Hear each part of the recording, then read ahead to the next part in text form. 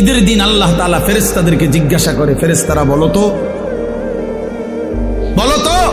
ওই ব্যক্তির প্রতিদান কি হইতে পারে যে তার পরিশ্রম, তার হুকুম, তার মুনিবের আদেশ পূর্ণ আদায় করছে, যেই কর্মচারী তার কর্ম ঠিক মতো 100 পালন করছে, তো এখন তার বিনিময় কি হইতে পারে? ফেরেশতাদেরকে আল্লাহ বলবে ঈদের দিন, ফেরেশতারা বলবে মাওলা, তো এটার বিনিময়তে এটাই আইন ওয়াফা আজরাহু, তার বিনিময় তাকে পূর্ণ দিবেন, পারিশ্রমিক পূর্ণ দিবেন, কারণ সে তার কর্ম পুরা করছে, অতএব পারিশ্রমিকও তো কি দিতে হবে? পুরা দিবেন, এটাই তো যুক্তির কথা।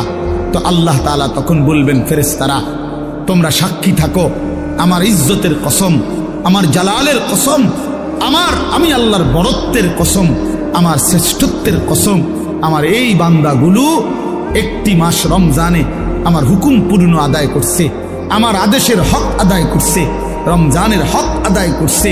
আজকে আমি আল্লাহ ঈদের দিনে ঘোষণা দিলাম তোমাদের সামনে, কাদ গাফারতু লাকুম, আমি আল্লাহ আমার এই বান্দাদেরকে মাফ করে দিলাম।